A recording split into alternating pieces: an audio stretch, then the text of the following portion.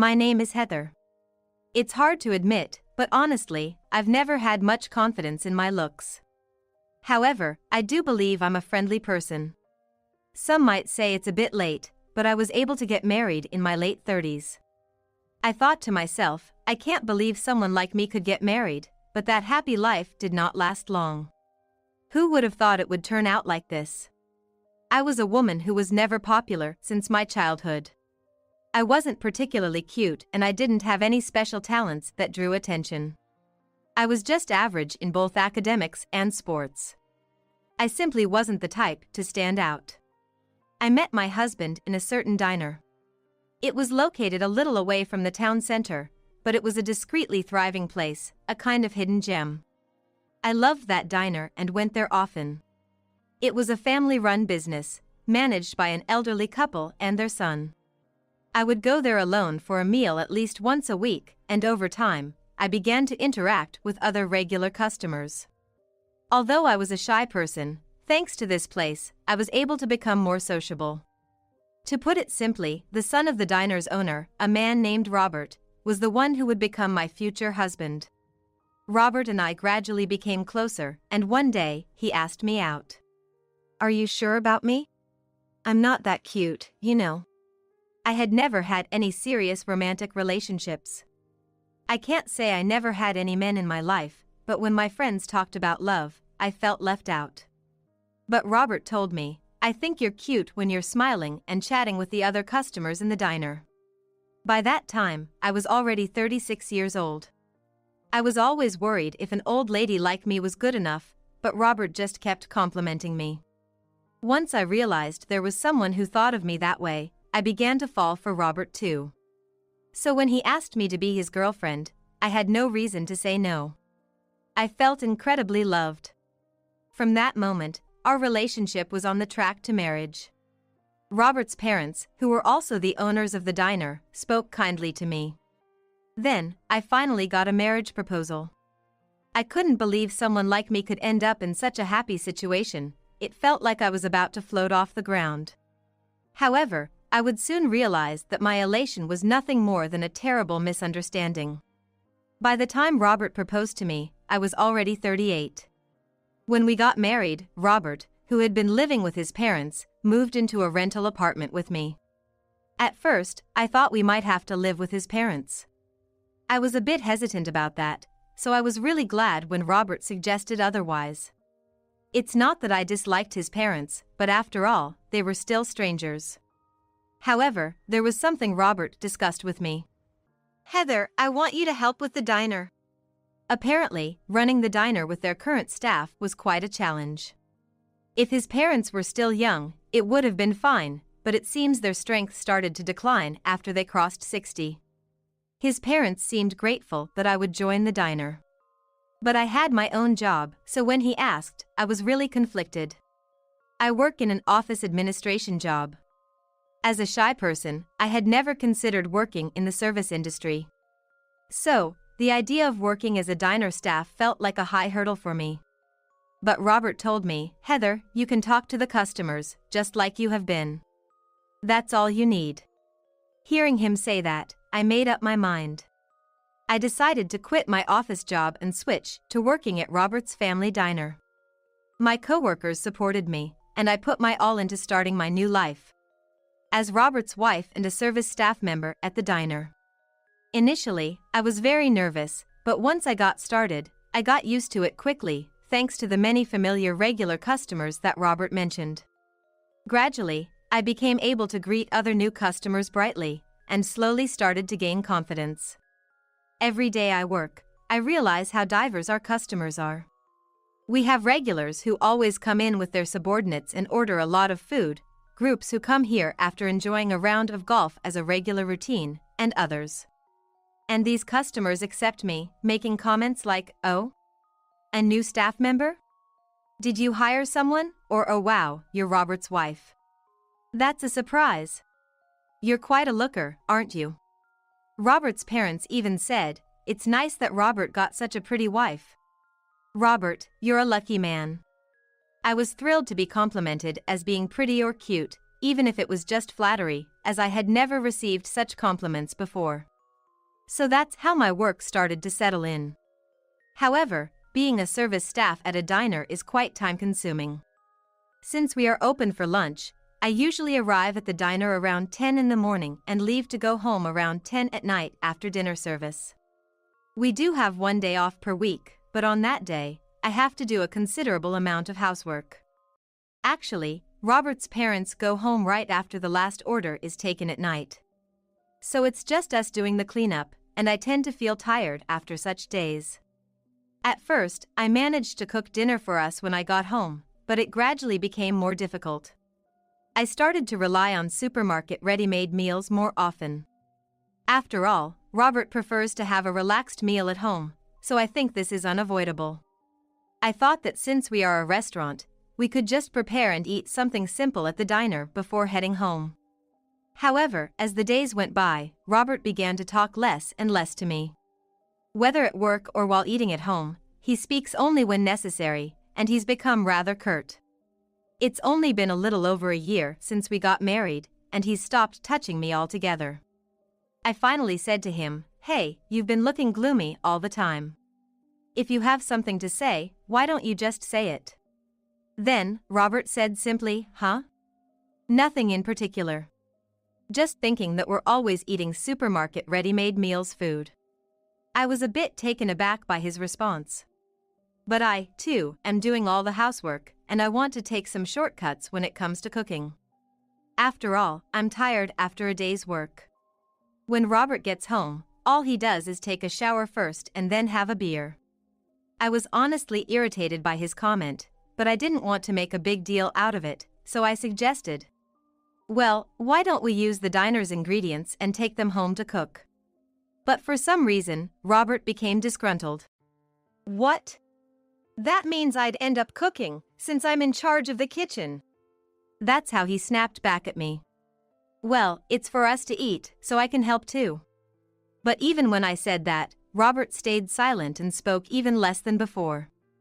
I didn't want to start a fight over this, but there are things I can't give up on. If I push myself to cook dinner here, it might affect my work at the diner. So I tried to cook as much as I could, and on my days off, I would make time to prepare meals, but otherwise, I tried not to think about it too much. However, since then, everyone's attitude towards me at work changed. When taking orders, Robert's parents and John, who used to cheerfully say thank you, now only respond with a listless okay. Also, when customers came to consult about the dishes, my in-laws and husband started to turn them down, which they never did before. Since I'm the one who has to tell the customers, it seems like Robert's parents and John don't care about the customers at all. "That's gonna take too much time. What's that person thinking, with other customers waiting? Heather, you should know better. Use your head." They even started shouting insults at me. I, who was taken aback, could only apologize. Yet, when it comes to things that customers tell my mother-in-law, my husband is all too eager to jump on it. Furthermore, when there are no customers around, Robert's mother suddenly started speaking to me from a position of superiority. "You're a wife now, you have to do proper wife things. You seem to be slacking." I didn't even have time to sleep back in my day. I guess she heard from Robert that I'm not cooking homemade meals for him. But it's not like I'm slacking off. "Excuse me, but I'm working as hard as I can, and it's not like I'm slacking off," I retorted, hoping my mother-in-law would understand. But she wouldn't have any of it. Instead, she would spitefully retort, "You're quite capable of arguing back, aren't you?" I feel sorry for Robert. Then my father-in-law stepped in and told me, "Robert is the heir to this shop, so you need to take care of him properly." I was on the verge of tears hearing that. Was I really deserving of such treatment? I kept questioning myself. Was I in the wrong? I'd rather believe it's them who are in the wrong. I'm starting to detest working in this restaurant. Despite the fact that many of our wonderful customers treat me well.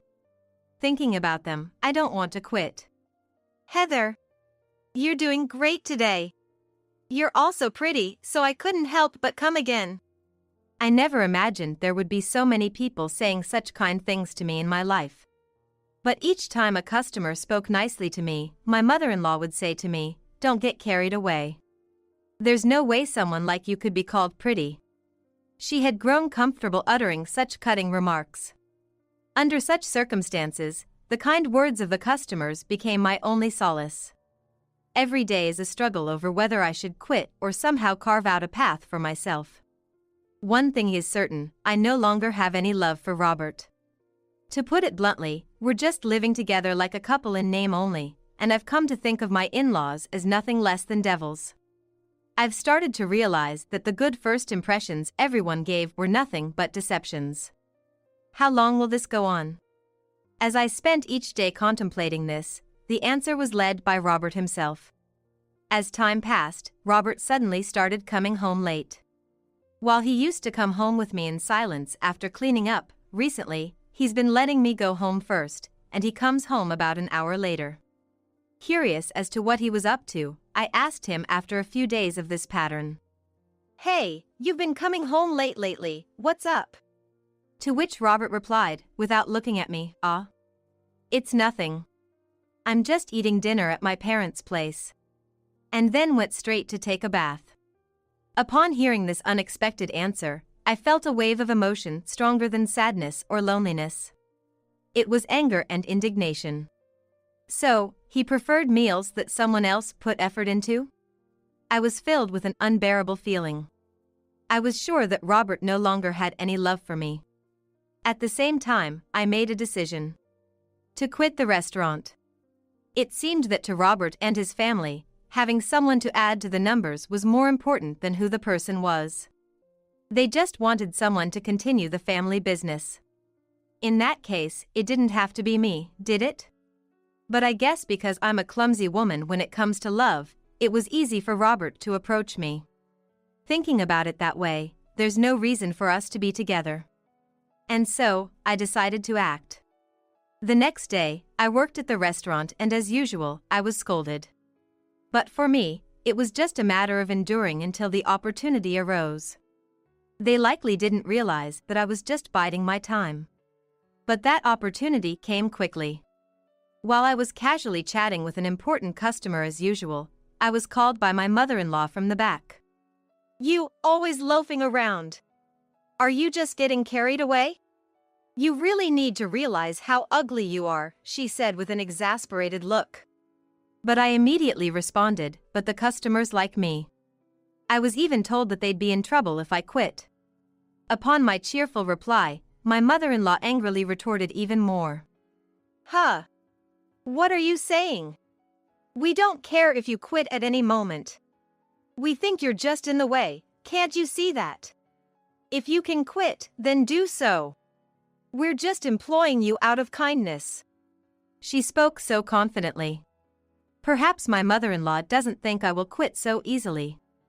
After all, if I quit, I would lose my income and finding a new job at my age would be difficult. And perhaps she thinks that I won't quit because I feel bad for my husband. Of course, that's what I was thinking. So I said to my mother-in-law, "Understood, I'm sorry." I spoke too much and immediately got back to work. That made the most of my first opportunity. In the end, I kept working at the store as usual and my mother-in-law probably became confident that I couldn't quit. And before I knew it, I turned 40. On my birthday, I worked as usual, went home before my husband, and he came home after eating dinner at his parents' house. There wasn't a single word of birthday congratulations. Normally, you'd want to say something to a husband who doesn't even offer words of celebration on your birthday. But it's fine, it's okay. All I have to do now is wait for the time to come. But then Robert said something that completely trumped my thoughts. On my very own birthday, he announced out of the blue, "I'm going to move back in with my parents."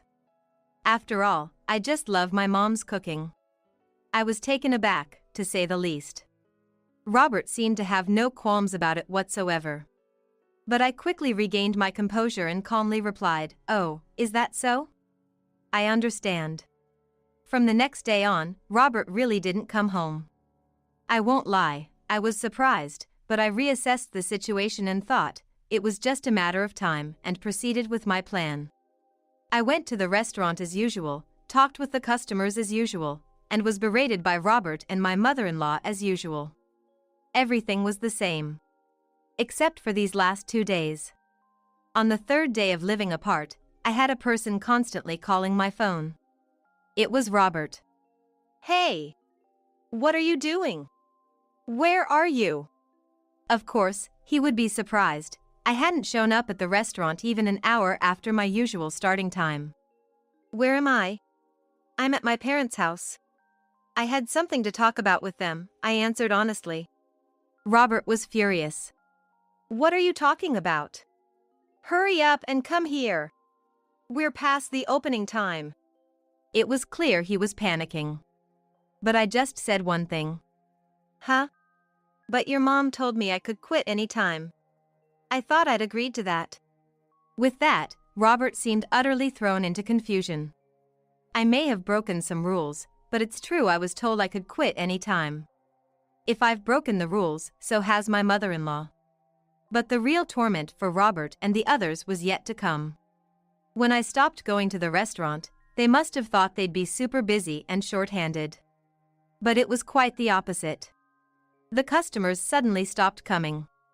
The regulars who always came to the restaurant didn't show up at all that day. The place was much quieter than usual. They must have found this strange as it was quiet during both lunch and dinner. Nobody came, not even the daily regulars. Something must have felt off. Robert seems to have called one of the regulars to check.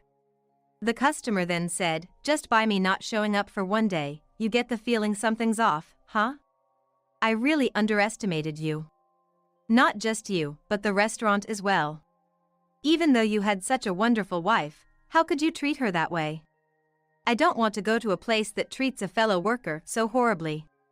I doubt I'll ever go again, but good luck." Robert, completely shocked by this, shared the news with his parents and started calling various regular customers. But, as expected, everyone was saying the same thing. In reality, many customers had cared for me since I started working at the restaurant. "You know, it feels like you've been looking tired lately. Is work being hard on you? You usually have such a lovely smile, but I've noticed that it's been less frequent lately." I was told this by many people. At first, I was dismissive, but I couldn't resist the warmth of everyone around me. I suppose I was reaching my limit too. So, I opened up about the things that were happening to me with Robert and his parents. Upon hearing this, my regulars were shocked. "Really? That's horrendous.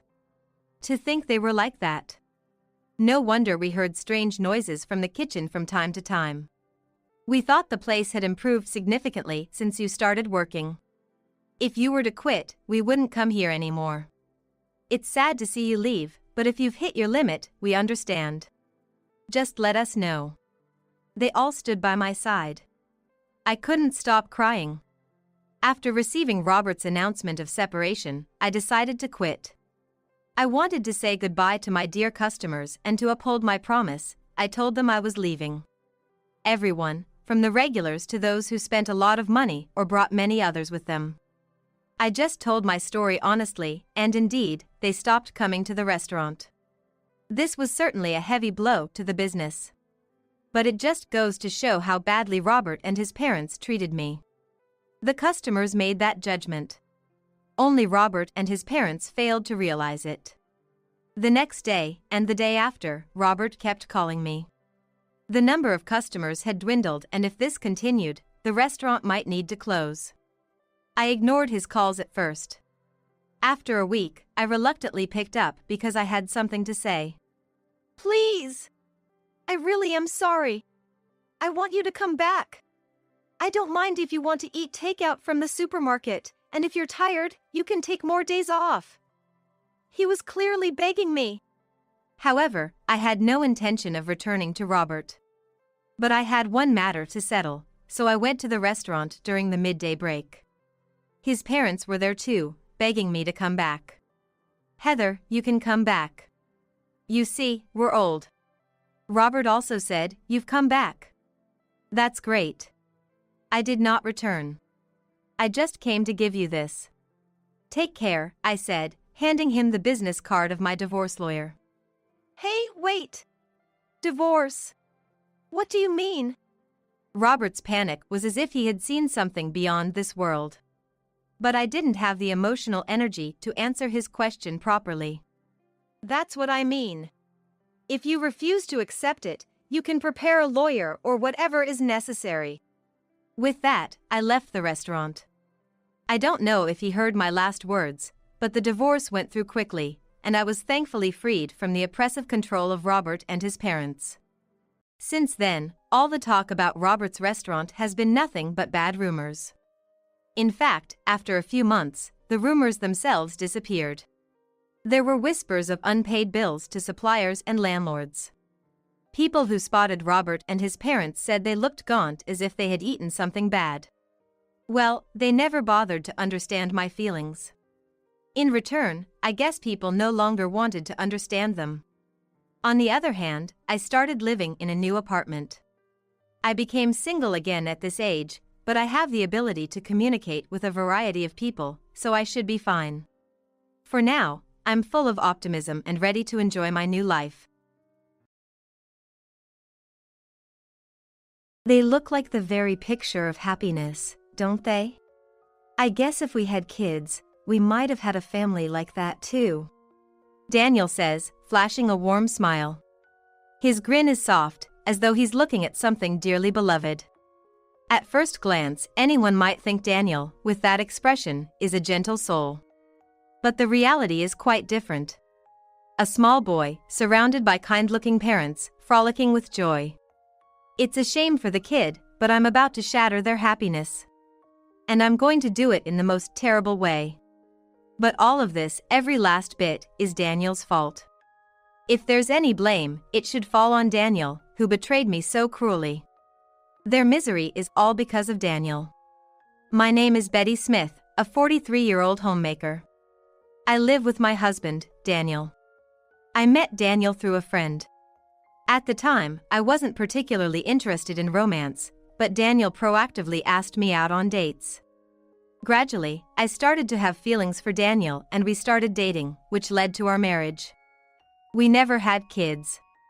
It wasn't a fertility issue or anything. Daniel was always busy with work and was frequently away from home from the start of our marriage. With his frequent business trips and him being gone for days, we just didn't have much time to spend as a couple. Sure, if we had kids, we could have experienced the happiness that comes with an expanded family. But we were perfectly happy with just the two of us. Even without children, being able to live with the person I love most. It was more than enough to make me happy. I believe Daniel felt the same. But at the same time, I had my doubts. I didn't want to suspect Daniel, but he was indeed always busy. Another business trip? This is the third one this month, right? And this time you're going to be gone for a week? That day, when Daniel returned from work, he told me he had another business trip scheduled. From what I could gather, he had to travel far this time, requiring a flight, and it seemed he wouldn't be able to return for about a week. This was already his third trip this month. Sure, work can be busy, but there are limits. What's more, he's been working overtime daily, to the point where we, as a married couple, barely have the chance to see each other. Daniel, it's really odd that you're this busy. Isn't your company one of those infamous black companies? Maybe you should consider a job change. We could manage our finances for a month or two. I'm worried your health might give in at this rate. Not only daily overtime, but also frequent business trips. Clearly, Daniel's company is not normal. At this rate, Daniel might break down. As his wife, I feel it's my duty to do something about this. With this feeling, I tried to persuade Daniel. No, I'm okay. Work is tough, sure, but it's also rewarding. I'm sorry for being away so much, it must have been lonely. But, working is important for our life together, Betty. Daniel replied with a troubled smile. Indeed, having a job is essential for making a living. But does that mean there has to be a reason to push ourselves this hard? I started to question Daniel's words and the company he works for. Am I wrong? Is Daniel's way of thinking just common? Do I really have to continue my current job to support our household? In the end, no matter how much I try to persuade him, Daniel has no intention of changing jobs, so nothing changes and we continue to live our lives. As usual, our intimacy as a couple is quite minimal. I'm happy if we sleep in the same bed once a week. It's been this way since we got married. I'm sure the reason why we don't have children is because of that. In the midst of this, Daniel happened to have a day off, so we traveled a bit and came to a shopping mall in the neighboring town. Due to the holiday, there were many families, and every time I saw children happily holding their parents' hands, I couldn't help but sigh, wishing we could be like that too. Seeing me like this, Daniel made a face. Stop sighing, it's our day off. Why don't we go eat instead? Looking at the time, it was indeed lunchtime. We decided to go to a nearby diner after discussing it. As it was lunchtime on a holiday, there were many people. Sure enough, there were many families inside. A child, excited looking at the kids' menu. A child smiling, being fed a hamburger by a woman who seemed to be his mother. Every time I saw such happy family scenes, I couldn't help but think about why we don't have children, and all the unpleasant thoughts came to mind. I wondered if Daniel was thinking the same, as he quietly muttered while watching the families. Kids are cute and wonderful. I wonder what kind of child we would have had. Those words hit me hard. I might be taking it too pessimistically, but it felt like a jab at me for not being able to have children. I wanted children too. I wanted to give birth to a child with Daniel and build a happy family. All of this is because Daniel's job is too demanding. If he had considered changing his job earlier, creating even a little time for us, we might have become a happy family like those people. With those thoughts, I sighed at my own negative thinking. It's not Daniel's fault. Daniel is just working hard for us to live happily. Despite all that, look at what I'm thinking. Maybe I was so fed up with my own thoughts that the food brought to us didn't taste good. I felt like Daniel was looking at me with a displeased face. In the end, I couldn't even enjoy the rare outing with Daniel that day. Since that time, my relationship with Daniel became strained. There was something I felt towards our child, and unconsciously I started to distance myself from Daniel, but I had a feeling that Daniel was also somewhat avoiding me. I knew this couldn't continue, but I had no idea what to do. Because I didn't understand why things had turned out this way. Even when I tried to think it through on my own, I couldn't find an answer, so I decided to consult a friend who I'd known since my school days about the situation. My friend listened to my story sincerely. And, empathizing with my words, they reassured me. Betty, you're doing your best. But even so, I didn't feel any better. Seeing me like this, my friend looked somewhat puzzled, prefaced their words with, I wasn't sure if I should tell you this, but... and then told me something. That revelation left me feeling dizzy. I couldn't believe it. If that was true, then Daniel. From the day I talked with my friend, I started to distance myself from Daniel. My friend's words kept echoing in my mind. A few days later, during the day, I was walking through the residential neighborhood with Daniel. Suddenly, I said, I want to go for a walk. And though Daniel looked surprised, I was relieved that he agreed to join me. We passed by a certain house. We could see the yard of the house. There, a happy family was having a barbecue. A little boy was playing cheerfully, surrounded by a man and woman who looked like his parents. Seeing this scene, Daniel murmured, That's like a picture-perfect family. Maybe if we had a child, we could have been a family like that. Towards the joyful family, Daniel cast a loving gaze. At first glance, one might perceive Daniel as a kind person. But the reality is different. Daniel and this family are irreversibly connected. That happy scene is undeniable proof of Daniel's cruel betrayal. That's why I had brought him near this house today. I watched Daniel to see if he showed any remorse, but it seemed he had none. If so, then no one would blame me for dragging him through hell. The child is innocent, but all of this is Daniel's fault. If there's someone to resent, it's Daniel. I made up my mind to punish the traitors. Yes, that may be so. But because of you, they're going to be miserable, I say, gazing at the family playing happily in the distance. At my words, Daniel tilted his head as if to say, "What are you talking about?" and muttered, "Huh?" He seems to be playing dumb, even at this point. What the hell is going on? They and I have nothing to do with each other, right? Sure, I must look like a weirdo for bringing this up out of the blue. But I don't intend to send innocent people to hell. It's because there's a connection that they're sent to hell. There was a tremor in Daniel's voice, or so it seemed to me. From Daniel's point of view, he wouldn't have expected me to say such a thing all of a sudden. Because there's no way his actions so far have been exposed. I was truly underestimated. Well, who knows? Let's just go home for today. We have no more business here, I said, taking Daniel's hand and starting our way home.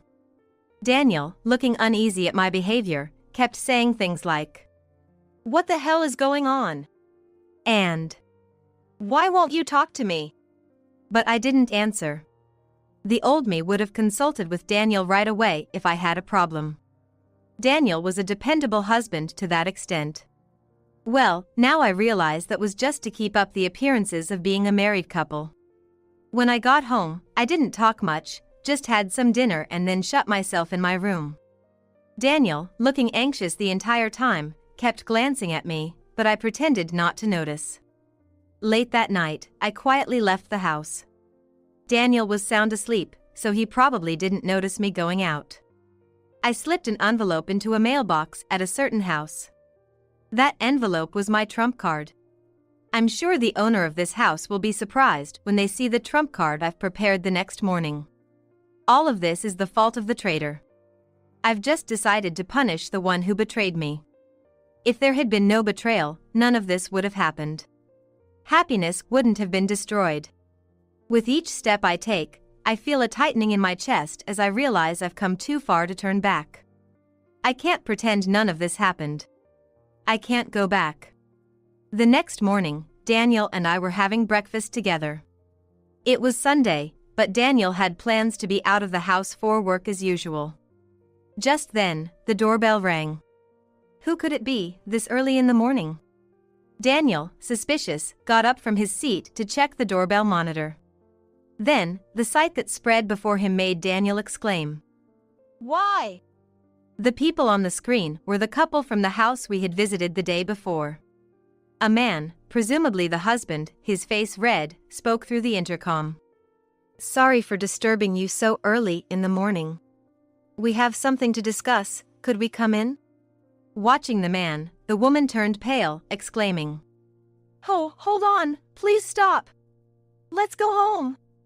We can't trouble these people." Apparently, it was the man's decision to come to our house, and the woman seemed to have followed him, trying to stop him somehow. "Why are they here? What's going on?" Why had they come to our house? In Daniel's mind, it seemed like their visit to our house was not a good thing. While nodding in agreement, I opened the front door. "You saw that envelope, didn't you? Please come in. Let's talk face to face." As I said that envelope, the man's eyes widened. Yes, it was their house that I had slipped the envelope into late at night. When I invited the two of them into our house, Daniel turned ashen as if flustered. Ignoring Daniel, I made the couple sit down and served them tea. Daniel, who could not digest the situation, kept saying, "Why?" The woman, who was eager to go home. And the man, looking at both of them alternately, his eyes full of determination. The cast was now properly gathered here. It was time for the revelation. "You came here because you saw this picture, didn't you?" I said, laying out the contents of the envelope I had taken out of the cupboard onto the table. The inside of the envelope were the same as what I had put into their mailbox last night. There were a lot of pictures. In each picture, Daniel and the woman were walking arm in arm in the city at night, looking very friendly. Yes, they were having an affair. The reason I knew this was because one day, when I was talking to a friend, she told me, "I saw Daniel walking arm in arm with a woman in the city at night." At first, I couldn't believe what she said. That night, while Daniel was in the bath, I checked his smartphone that he had left in the living room. His password was so careless that even I could easily see what was inside. There were text exchanges with a certain woman. It seems that the two of them have known each other since their student days and apparently were close even before I started dating him. They seem to have drifted apart upon starting their careers, but they happened to reunite at a class reunion and apparently started dating from there. In other words, while he was in a relationship and even married to me, he was fooling around with another woman. This is unforgivable. With this thought, I hired a private investigator to track their movements. Then, the evidence started piling up. Moreover, she had a child. By calculating backwards from the time the child was born, it was discovered that the likely conception period coincided with a week-long trip the two had taken. All this while, I had believed Daniel's absences were due to his busy work schedule. But that was a lie. It seemed he was simply spending time with her, coming home late and frequently going on business trips. She, like Daniel, probably used the excuse of being busy with work to spend time with him, all to avoid arousing suspicion from her husband. This means, the child Daniel once looked upon so affectionately was his and her child. When I explained all this in my own words, the man's face turned beet red and he grabbed the woman by the collar. It's not like that. Everything she's saying is a lie. That child is yours, there's no doubt. The woman shouted out in desperation. But the presence of the photographs made it clear, at least the infidelity was a fact. The man's anger did not easily dissipate. I'm divorcing you. Be prepared, the man declared loudly. The woman was sobbing, pleading. Wait. And it's not like that. And I let out a sigh, wondering what she thought was wrong. As I watched their dispute, I casually glanced at Daniel and noticed him breaking out in cold sweat, perhaps feeling apprehensive about the upcoming events. Of course, it wasn't just her who was at fault for the affair. Daniel too needed to face his consequences. It seemed the man was somewhat satisfied with demanding a divorce. His face still held the traces of anger, but he said nothing more and took his seat. It was as if he was passing the baton to me. Of course, Daniel, you will face appropriate consequences too, okay? Your actions are a clear act of betrayal. And you've been fooling me for years, I said, smiling slyly. When I first discovered Daniel's betrayal, I struggled to accept the reality and prayed again and again that it was just a dream, but once things started to progress, I didn't feel that way anymore, and all I could think about was sending Daniel straight to hell. My words made Daniel's face turn pale and he fell to his knees. Please, forgive me. I admit that I was involved with her, but it's you that I truly love. That's why even when she had a child, I didn't divorce you, and I wanted us to stay together as a couple. I would have been fine just being with you, even if we didn't have a child. Suddenly, Daniel started saying things that were all too convenient. At that, Daniel's words made a woman's face turn beet red as she lunged at him, exclaiming, "What's that supposed to mean?" Ignoring her, Daniel continued, "It was all just a fling with her. I was just under a spell. The only one I truly love is you, Betty. I don't care about the kid or her. As long as I'm with you, that's all that matters." Normally, being told by your loved one that you're all they need would be something to rejoice about. But I couldn't believe Daniel's words anymore. After all, there was a time when Daniel undoubtedly looked at that boy with love. Because he clearly felt affection for that child. You say you don't care about the kid, but that's a lie. You've been talking about having children for a while now. You've always wanted a child, haven't you? You wouldn't make a face like that if you didn't want a child. You wouldn't say something like, "We're a picture-perfect family." For Daniel, having a child might symbolize happiness. But there's no child between us. Because Daniel has been prioritizing his time with his mistress over me for a long time. I really don't care about the kid. I don't care about her either. All I need is you. Please, believe me. No matter what I say, Daniel keeps desperately denying it. He really doesn't want to divorce. If we divorce, it will leave a mark on his record, and if his parents-in-law find out, they'll definitely be furious. They hate dishonesty, so if this comes out, they'll surely give Daniel a good talking to. They might even disown him. It's impossible, I can't believe you. Who's been betraying me for years, having an affair behind my back? Who's been disregarding my trust, my feelings? And yet, you didn't want to have a child with me, but you had a child with your mistress without a second thought. There's no way I could believe you after all that. Let's divorce. I can't continue as a married couple with you anymore. I told him clearly. At my words, Daniel looked desperate. If it had been the old me, it would have taken a lot of courage to even mention the word divorce. Because I loved Daniel that much. Despite knowing that, Daniel cruelly betrayed me. That crime shouldn't be forgiven so easily. On top of that, Daniel is trying to neglect even the child who undoubtedly carries his blood. If Daniel hadn't acted so irresponsibly, none of this would have happened. But to even abandon his child to protect himself is unthinkable. Daniel has to take the minimum responsibility as an adult. That's why I can't forgive Daniel here. Rather, I need to punish him and make him face his sins. And make sure he never disregards people's feelings again.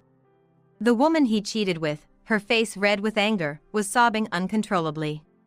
Daniel, shaking off the woman's arm, threw himself at my feet in desperation. Desperately trying to hold on to me, he clung to my feet. Sighing heavily at the sight, I saw Daniel's shoulders shake. But even seeing him like that, I didn't feel the slightest inclination to forgive Daniel. Afterwards, we decided to divorce. Daniel was very reluctant, and we even had to go through divorce mediation. We had plenty of evidence of the affair, so the divorce was granted on the grounds of Daniel's responsibility. Then, I demanded property division from Daniel. Of course, Daniel's parents-in-law heard about the situation, and they were furious. They wouldn't even let him cross their threshold. He's now working day and night to pay for child support. The woman he cheated with was also served with divorce papers and apparently returned to her parents' house with her child.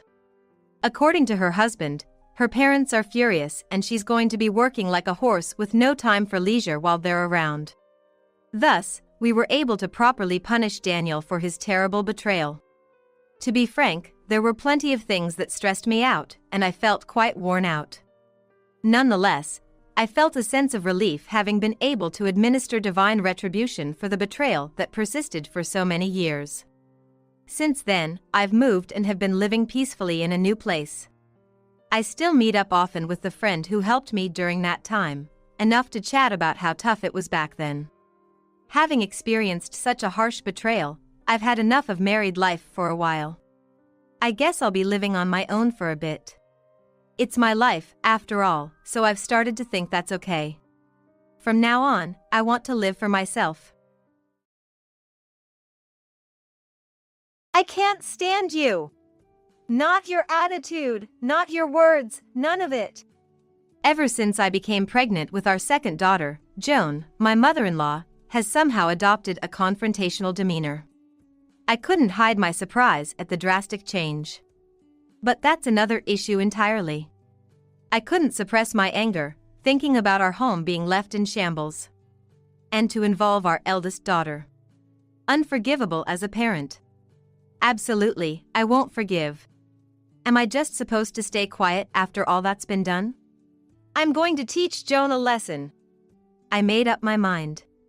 My name is Alice Stevens, 35 years old. I'm a full-time homemaker. Married for 10 years, my husband, Thomas, and I lead a peaceful life. We have a 7-year-old daughter. Her name is Mia. She's a real sweetheart, our pride and joy. Just a little while ago she was going to kindergarten, but now I'm dropping off my daughter, who's become an elementary school student, at school again today. Take care, sweetie. Mia, living her life happily, had been giving me strength without me even realizing it. Indeed, children grow up incredibly fast. One day she'll become an adult before I know it. Thinking about her having a boyfriend, getting married, and leaving our home makes me sad, But if that's the path Mia chooses, I won't stop her. Although I ponder such things, when I think about it calmly, Mia is still only 7. We still have plenty of time together. I decided to fill that time with as much love as possible.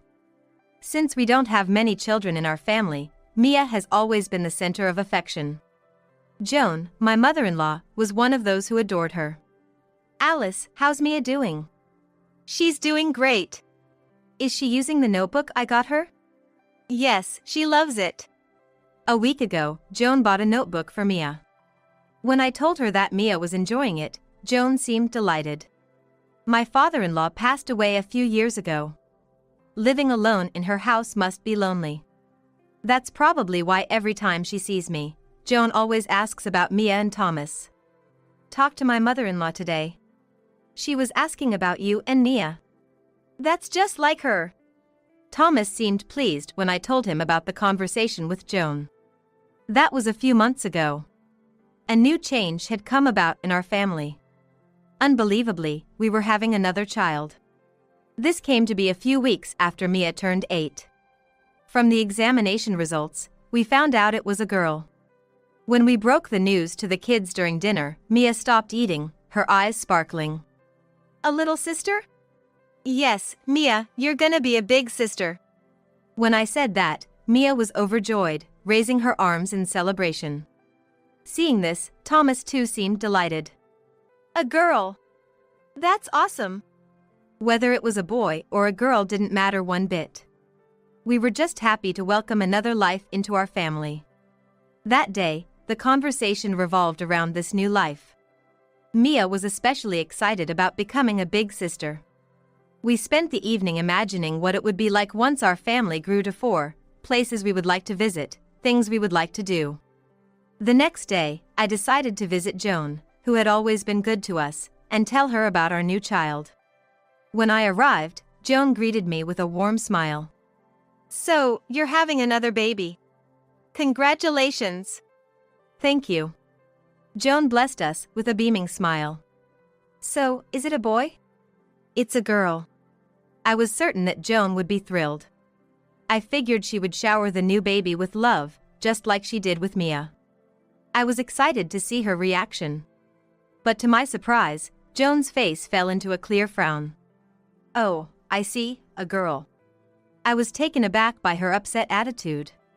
The room fell into an uncomfortable silence. Just as I was about to break the silence, I actually had something to do. Okay, you should go. Unexpectedly, she asked me to leave. I was so taken aback that I left without being able to ask why she had turned upset. Was it something I said? That was the only thing that crossed my mind. Could she have been upset about the baby's gender? No, that couldn't be it. After all, Mia is a girl too and Joan adores her. Could the problem lie with me then? On the drive back home, I kept wondering what might have upset Joan. I came home with a heavy heart and began doing my chores. In the afternoon, I went to pick up Mia from school. How was school? What did you do today? I asked my usual questions. Usually, Mia would react with joy, but today was different. She stared at my face. Then, she said simply, Mom, you don't seem well today. Mia then placed her hand on my head. I wondered if she was imitating me. Yet, I was impressed. She observes people so well. I tried not to show my troubled mood, but it seemed like Mia had seen right through me. I hugged Mia and stroked her head. Fast forward about 2 months. There was another change in our family. Surprisingly, Joan wants to live with us. The reason was because I was pregnant and she wanted to help with household chores and taking care of Mia. There had been an awkward silence since the day I announced the gender of the baby, but her offer to move in and help lightened my mood. I wasn't disliked after all. I was hopeful that living together with Joan would deepen our bond. I was harboring such faint hopes. Originally, Thomas had a good relationship with Joan, so he seemed happy about the idea of living with his mother again after so long. If Joan and I didn't get along, it would surely trouble Thomas. I steeled myself and began preparations to live with Joan. But my hopes did not come true. Joan seemed to harbor some resentment towards me. Since we started living together, her demeanor had been rather cold, and she would pull faces at the meals I cooked and the chores I did. She had initially said she wanted to help with the chores, but since we started living together, she hadn't lifted a finger. She just kept bossing me around. What's with this food? It's too plain. I wonder how Thomas puts up with this kind of food. I bet he has a complaint or two. If you say so. I have never received a complaint from Thomas. But maybe it wouldn't be strange if he had some complaints. As I thought about the meals I've prepared so far, Joan smirked and spat out these words. Maybe he's got another woman on the side, you never know. Even as a joke, I didn't want to hear such things. Thomas would be fine. I believed that, but when I heard it out loud, I was taken aback. Seeing me downcast, Joan just laughed even more. And to add insult to injury, Joan told me, a woman like you will be dumped sooner or later. Just be prepared. She then proceeded to eat the meal I'd prepared, which she'd said smelt of poverty. She was clearly making faces as if it tasted awful.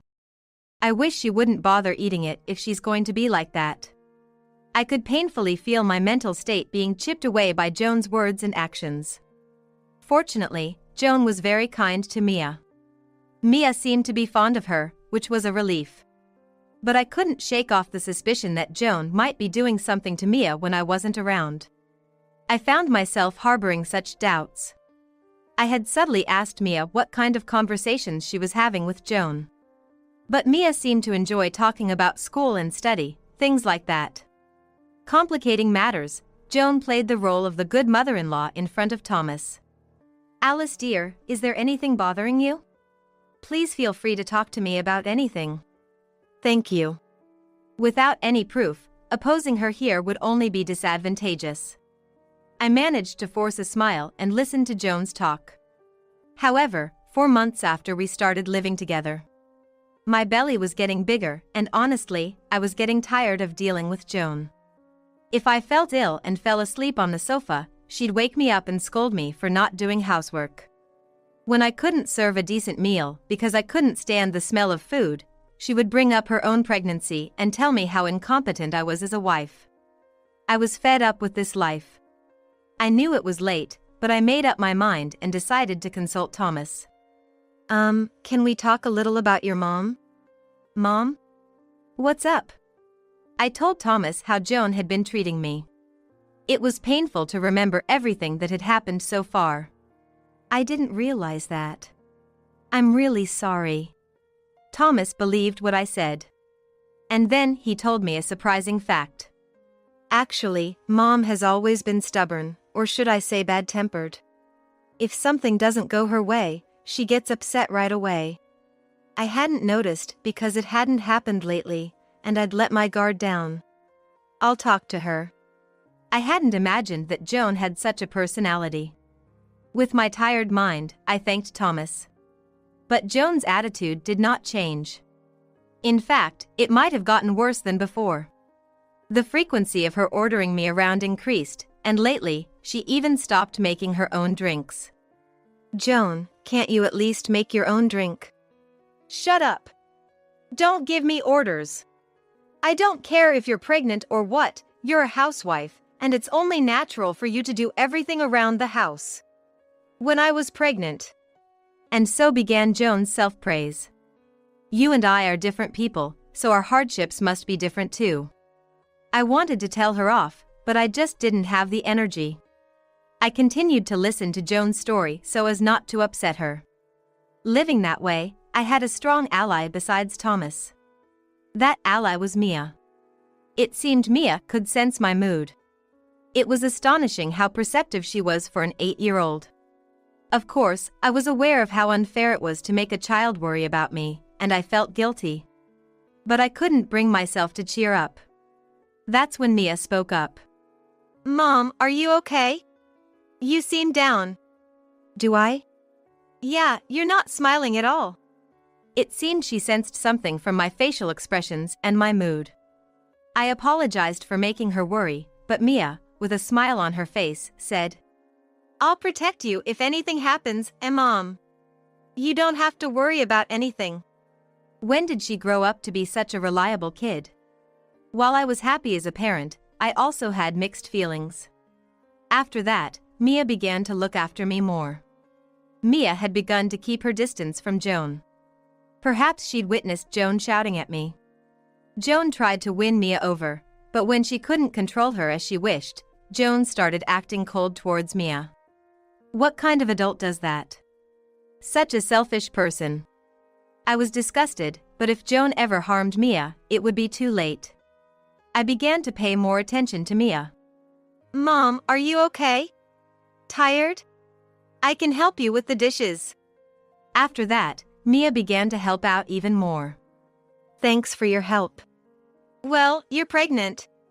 It looks hard." Mia happily picked up the dishes from the drying rack and started wiping them.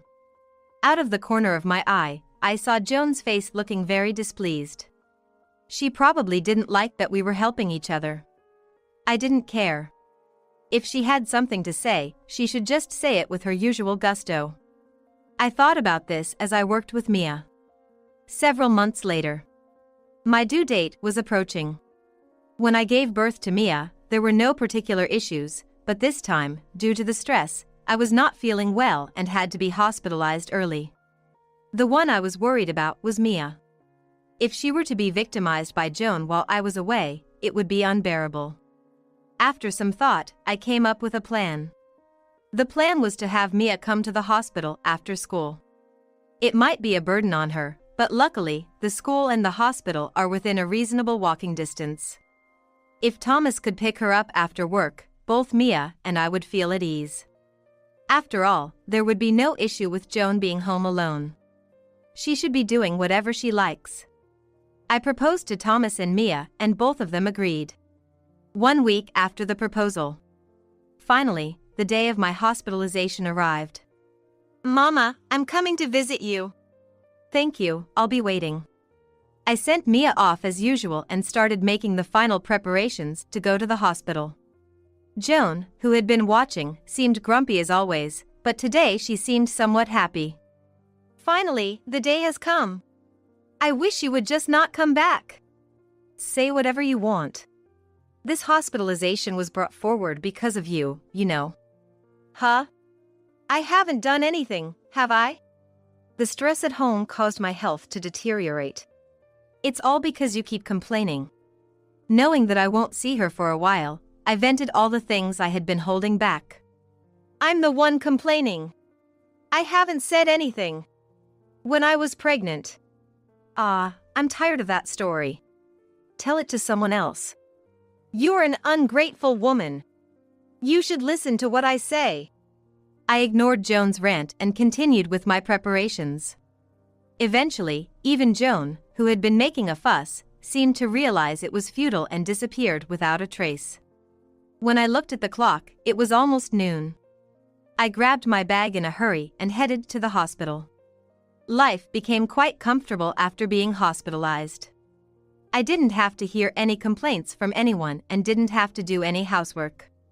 Although I was worried about giving birth, it was far better than my usual life. Once I give birth, Joan will probably leave in a hurry. No, it would be a problem if she doesn't leave. I need to discuss with Thomas and somehow create some distance. I really want to get back to living just with my family. I was absent-mindedly thinking about this on my hospital bed. At that time, I saw a short shadow in the ward. It was Mia. "Mama, I'm here." "Welcome, have a seat." Mia happily took a seat. Then, she slowly took out a piece of paper from her backpack. "What's this? So cute. I drew this today. It's a picture of you and the baby that's gonna be born."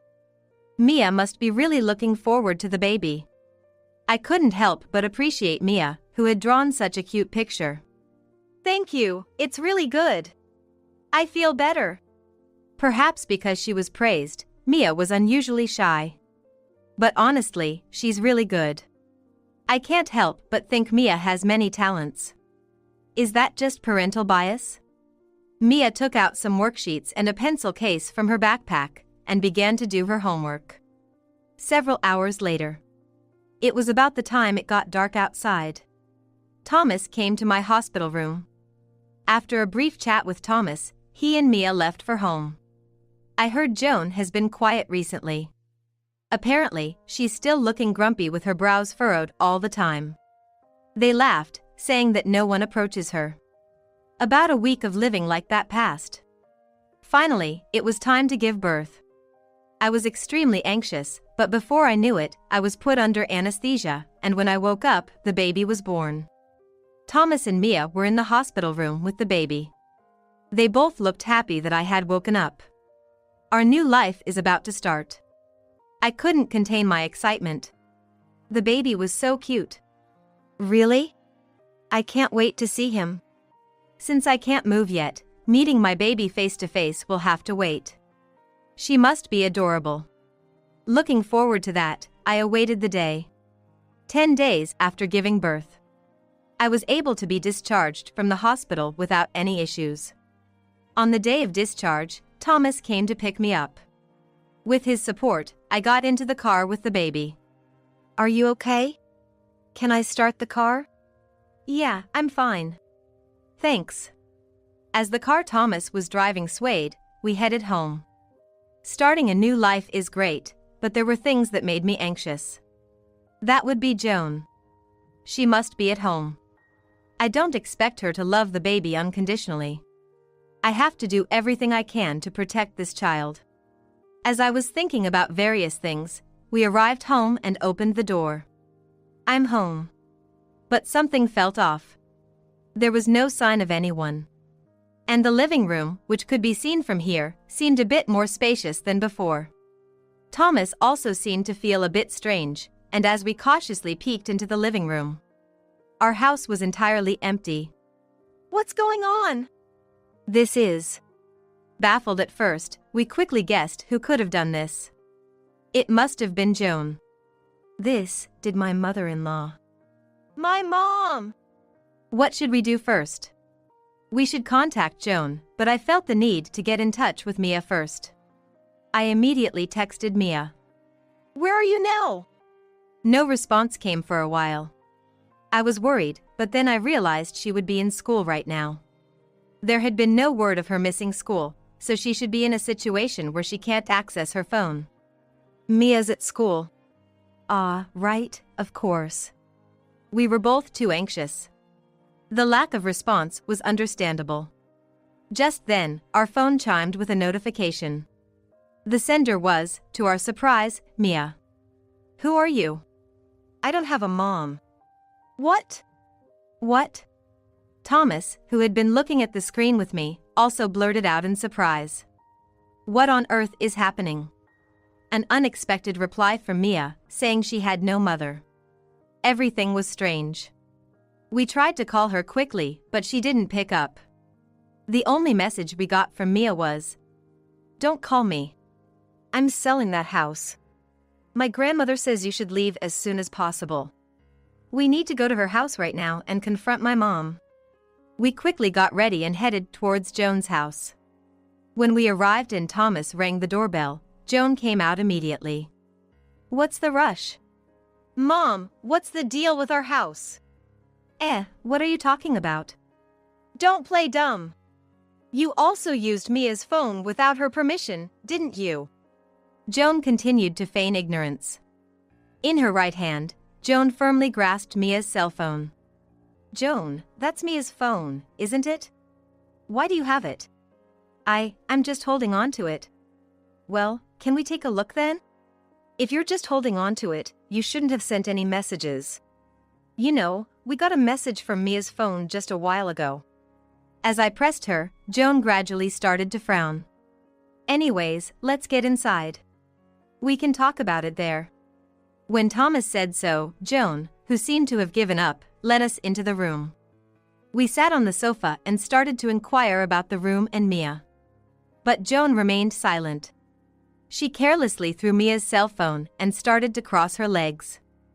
How many times have I told you not to mess with Alice and Mia? Between that and the mysterious message from Mia, I can only think that you're up to something, Joan. Yes, that includes your current attitude. Whenever things don't go your way, you get in a foul mood, just like you always have. It's embarrassing. Just stop it. Embarrassing. In the end, the conversation was at a standstill. It wasn't Thomas who was in the wrong. It was Joan, who refused to say anything. Out of frustration, I intervened. How long are you going to act like a child? You really are immature. I bet a newborn could communicate better than you. Don't you get it? We're saying that we know you're up to something from the moment you sent that weird message with Mia's phone. I didn't give Joan a chance to talk back, and I said things that tore at her pride. Joan, who fell right into it, openly showed her anger. Childish? Me? What are you talking about? Yes, I used Mia's phone to send the message and I even cleared out the house. I wanted to teach you a harsh lesson. At Joan's sudden change, I couldn't help but furrow my eyebrows. Then, Joan continued her rant.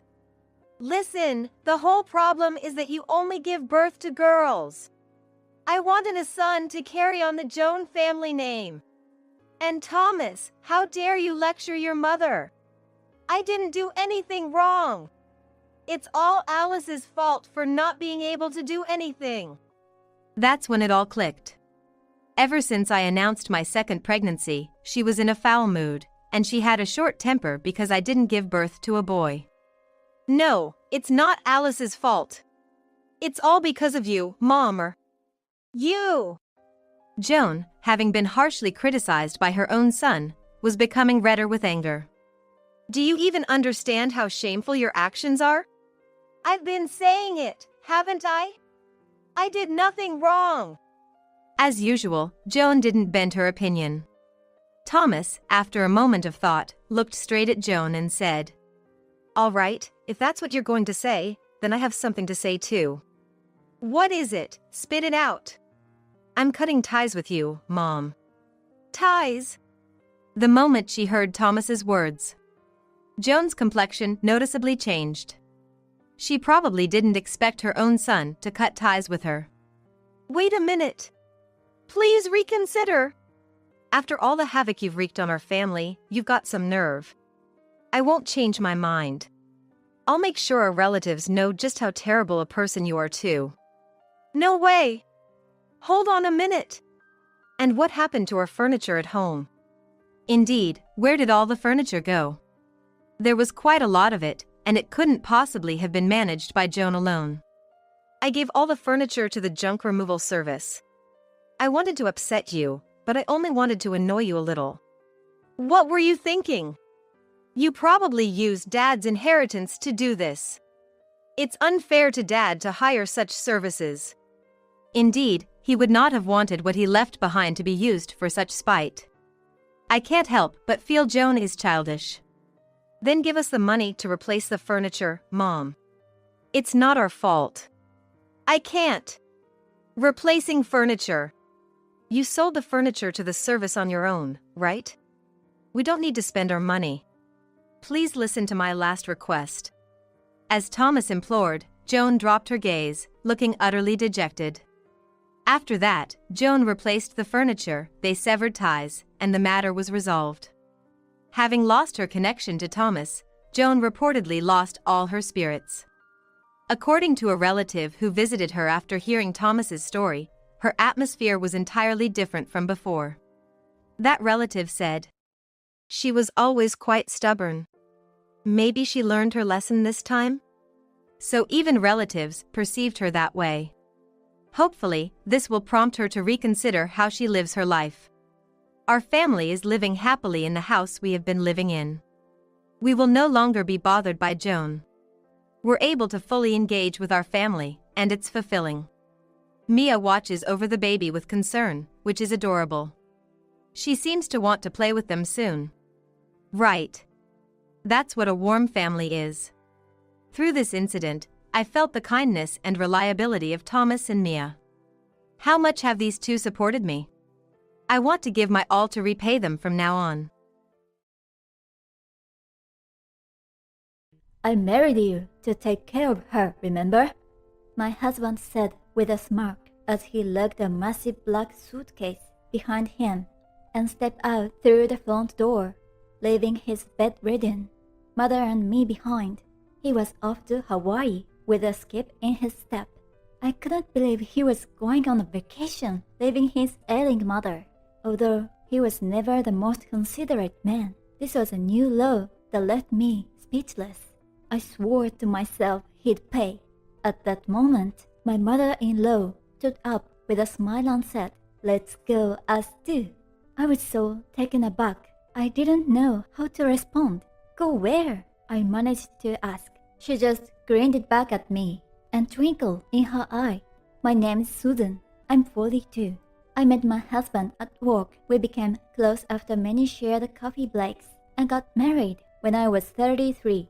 I quit the job after marriage. Since then, I've been working part-time at the daycare center, using my degree in early childhood education to contribute to our household expenses, all while managing the house. Both my parents are no longer here. Both of my parents passed away from cancer. It happened when I was 30. My father passed first, and my mother followed soon after. I've been pouring all the love they left behind into my mother-in-law and the kids at the daycare.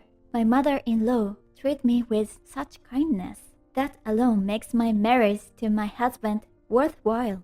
I truly love her. Sadly, we've been unable to have children, and now I'm this old. It's truly heartbreaking that I can't show her the face of her grandchild. I feel really sorry about it. Moreover, my husband tended to vent his frustration on her, which fills me with guilt. Why can't my husband cherish his own blood-related parent? Although his behavior toward her at home is appearing, he takes good care of her in public, which stops me from getting angry at him. To make up for it, I rented an apartment about a 15-minute drive from her house, so I can easily check up on her living alone. It was during one of those days when I was doing housework after finishing my job. My cell phone rang. It was from my husband, who should have been at work. "Hello? What happened?" When I answered, I could hear the distress in my husband's voice. Well, according to him, my sprightly mother-in-law had fallen and was taken to the hospital in an ambulance. I was shocked and worried. She was such an active, healthy woman. "She is at the hospital right now, but I can leave work. Could you go to the hospital instead?" he asked. I agreed immediately, and after taking off my apron, I rushed to the hospital he had mentioned. Upon reaching, I found my mother-in-law lying there, dressed in a patient gown. "I'm sorry you had to come. It would have been better if John was here." Seeing the genuine regrets on my mother-in-law's face, I was flustered. "Don't apologize. You're like my real mother. It's only natural for your daughter to come." "You always put me in your debt, Susan. Thank you." Her normally vibrant smile was dimmed. It was sad to see her so unlike herself. From what I gathered, she had been knocked over by a large man on the street and had fallen down. I heard that the big man had fled, feigning ignorance. I learned that there had been a police incident before I arrived, and to avoid burdening my exhausted mother-in-law, I sat down and called the doctor to ask the details. But luckily enough, she hadn't fractured her hip, but rather the part of her back close to it. She would need to be hospitalized for a bit, but I was told she would be fine with physical therapy after that. This brought me some relief. "Hey, I hate to ask, but could you go to the hospital and take care of Mom for a while?" my husband said as soon as he came home. I had already informed about the severity of the injury and doctor's advice to him over the phone. I sighed at the sound of his voice, which didn't seem apologetic at all even as he said sorry. "But you'll at least visit her, right?" I asked my husband, who always made plans to go out on Saturdays and Sundays, but he let out an exaggerated sigh and said, "No, I got plans on the weekends. I've been invited to play golf and drink by my boss." I can't say no to that. I was so shocked that I couldn't say a word. But she's your mother. As I said this, my husband just said with a faint smile, "So what? My job comes first. I leave everything to you." Oh, and I've already eaten. With that, he stripped off his suit and headed for the bathroom. It was his usual routine, but I thought this was too strange, even for him. He often ate dinner before coming home, but his boss couldn't be so terrible as to prevent him from even paying a visit. At the moment, I made up my mind, but not yet. The real challenge was still ahead. I decided to take a leave of absence from work due to needing to prepare for things like changing clothes, since the hospitalization would last about a month. My director gave me his approval willingly, and so a month passed. In the end, my husband didn't visit even once. I didn't feel angry anymore. I was just tired of my husband. That was 2 days before her discharge. "It's about Mom." When I asked him what he meant, my husband unilaterally continued the conversation. After her discharge, I was to take care of her, and to do that, I would have to live with my mother-in-law in her house. All of this was up to me, and since he didn't know when he would return, he would have to keep our rented apartment as it is. Since my mother-in-law still needed physical therapy and nursing care, I decided to extend my leave of absence. Although the number of children to take care of increasing during the summer vacation, my director kindly said, "Please manage it properly." While my mother-in-law was now able to sit up in bed, she still needed help from others. That is, if she was left alone, she would become bedridden. I rented a remote control electric reclining bed for my mother-in-law's room, bought a bouquet the next day, and went to pick up my mother-in-law who was being discharged. My mother-in-law was very pleased to receive the bouquet and thanked me many times. My husband didn't come. I knew why, but I didn't do anything for now. Doing all the housework and caring for my mother-in-law was hard but not painful. I found it heartwarming to see her gradually recovering. I had been living in my mother-in-law's house for 3 months. It was around the time when her health started to improve. My husband, who hadn't provided any care to his biological mother for those 3 months, instead often being madly running off to our rental house, was now in good spirits. Next to him was a large black suitcase. "Where are you planning to go?" Even though I already knew the answer, yet I dared to ask. "It's Hawaii, baby. Gotta burn through some PDO. I'll be there for a week. I married you for the caregiving, so I'm counting on ya." As he loved looking down on me, he picked up his large suitcase, opened the front door, and left. He cheerfully left his bedridden mother and me behind, headed off to Hawaii. How could he leave his own mother, who needs care, and go on a trip? He's always been a man without much empathy, but this was just too much. It left me speechless. I will make him suffer. That's when my mother-in-law, smiling, rose to her feet. "Well, let's go ourselves." I was so surprised to see her suddenly stand up that I couldn't react properly. "Where to?" I asked in return. She said with a sparkling smile, "To our new home." My mother-in-law said it with a carefree tone. However, I was more concerned about her injury. "Mother-in-law, when were you able to get out of bed?" "I was bored being alone, so I started doing physical therapy. There's nothing wrong with my bones anymore. I'm sorry for keeping it a secret. I just wanted to surprise you." My mother-in-law laughed cheerfully. My vibrant mother-in-law was back. However, I was still in a state of confusion. "I'm glad to see you standing, but a new home?" When I asked, my mother-in-law responded in a bright voice. "Yes, let's get everything moved while he's gone.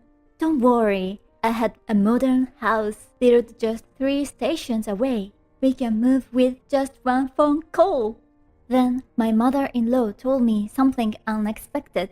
She had received a large sum of money from the insurance after my father-in-law, who had passed away in a car accident. A friend she met at daycare had offered to rent this house. I didn't think this house, as small and old as it is, was enough to leave to you. She said the new house was barrier-free, considering our old age. It was already around the time I got injured, and while I was deciding when to move, this whole situation came about.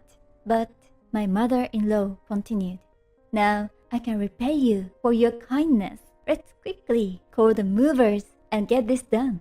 She chuckled, and I couldn't help but smile too. We rented a wheelchair for my mother-in-law, who could stand but still found walking difficult. We took a medical transport taxi and headed to our new home. The new home looked like a church, complete with a yard. It was a 2-story, stand-alone house. That day, we asked the movers to transfer everything except my husband's personal belongings. Setting up little things like plates was one thing, but getting the larger pieces like wardrobes places correctly, and then just turning on the electricity and gas was another. My mother-in-law had quickly arranged it all over the phone. "Susan, thank you so much." Out of the blue, she said this to me as we were settled down, eating takeout. "Oh no, you don't need to thank me," what she said next took me by surprise. "It's all right. I know everything." It seems like we ended up hiring the same private investigator. Suddenly, it clicked. I realized she knew that I knew why my husband had gone to Hawaii. "You knew?" She nodded sadly. "Well, I am his mother, after all." I knew something was off. Now, what should we do? I had made up my mind. Let's decide when he returns from Hawaii. A week had passed since my husband left for Hawaii. My cell phone rang, notifying me of a call from my husband.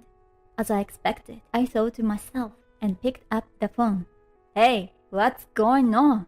I can open the house and no one's answering the doorbell. Where are you?" I inadvertently grimaced at his loud voice. "The house keys have been changed for the new resident. Your belongings are at your place." Hearing this, my husband shouted in frustration. "What? What's happening?" I patiently explained to my clueless husband.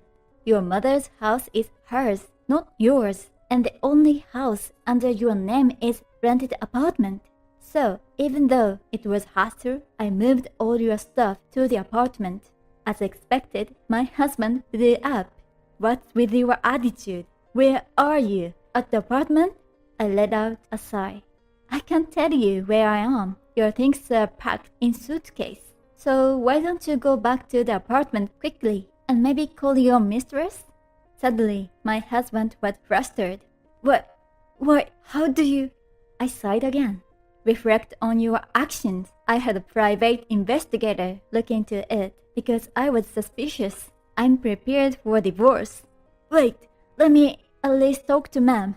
"Mother-in-law, John would like to talk to you. What do you think?" I turned to my mother-in-law sitting on the bed. "May I borrow your phone for a moment?" My mother-in-law said this with a smile, so I handed over my cell phone with a smile too.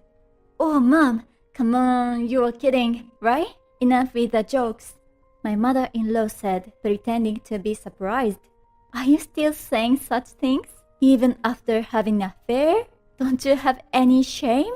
It seems like I may have gone wrong in bringing you up.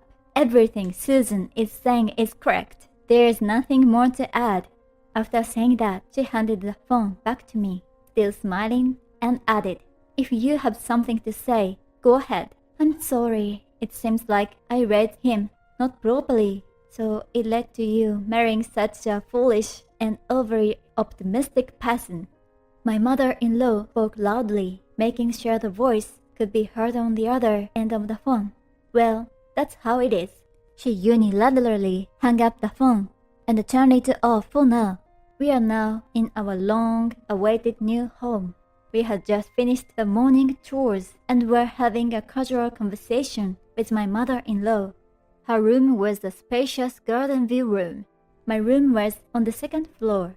The living room and kitchen were on the first floor. I opened my cell phone on the small shelf, and finally my mind settled and laughter welled up within me. My mother-in-law was also smiling warmly and kindly. It felt good. Now, how did we end up in this situation? Well, believe it or not, my mother-in-law was also using the same private investigation agency to investigate my husband's whereabouts. The reason the agency didn't inform us was because they had a strict confidentiality obligation towards the client, and it was effective within families, so they couldn't say anything. My resourceful and energetic mother-in-law had been skillfully using the phone while doing physical therapy on her bed. Her proactive nature was truly admirable. It turned out that my husband had been cheating for quite some time. Furthermore, his outings with his boss were actually visits to strip clubs. His affair partner was a woman from one of their business partners. Apparently, he approached her himself while she was working as a salesperson. It's such a ridiculous story. I wish I could return all the time I spent living with such a person. That's why I intended to hire a lawyer and get a divorce. It might make my husband happy as well. He can fully indulge in his beloved saleswoman. It remains to be seen what will happen when his facade crumbled. A few days later, please, don't divorce me. I've never seen my husband so pathetic before. When I went to the apartment to pick up some of my stuff, he suddenly appeared and apologized. Why? You have someone else, don't you? I naturally replied. In response, my husband burst into tears. He can't handle doing household chores on his own. His affair with the saleswoman was purely a way to fulfill his desires, and he never thought of marrying her seriously. And above all, my mother-in-law said she wants to sever ties with him when he got divorced. Those factors have piled up, and it seems like my husband is at his wit's end. Honestly, I couldn't care less about what happened with his affair partner, and I don't have even a tiny bit of love or sympathy left for my husband. And there's one more thing. If we get divorced, my mother-in-law has offered to adopt me. Apparently, it's her way of repairing me. I was delighted by the idea because I love my mother-in-law, but it also puzzled me since we don't have any grandchildren. Nevertheless, my mother-in-law strongly urged me to go through with the adoption. One reason is that she wants to live together, but there's also an underlying motive. She wants to transfer all her inheritance to me because she feels responsible for the trouble her incompetent son caused. My mother-in-law is seriously intent on severing ties with her son, so I must also face this situation seriously. To be honest, I was truly happy about it. When she proposed the adoption, I even cried at first, having lost my parents at a young age and been betrayed by my husband. My mother-in-law's smile was my only solace. You are getting what you deserve for neglecting your mother-in-law. Now you have no choice but to be alone, I said coldly. Can I at least talk to my mom? My mother-in-law has no intention of talking to you anymore. If you keep insisting, I'll call the police. What will you do? Upon hearing this, my husband burst into tears while making sounds. I looked at his face expressionlessly. Since the discussion with my husband didn't go well, we ended up hiring a lawyer and living into the family court. The result was, of course, in my favor. Thanks to his infidelity and visits to strip clubs, I was able to divorce him smoothly, even though he argued. Although my savings, which I had planned to use for building a house someday, were halved in the division of assets, I don't mind.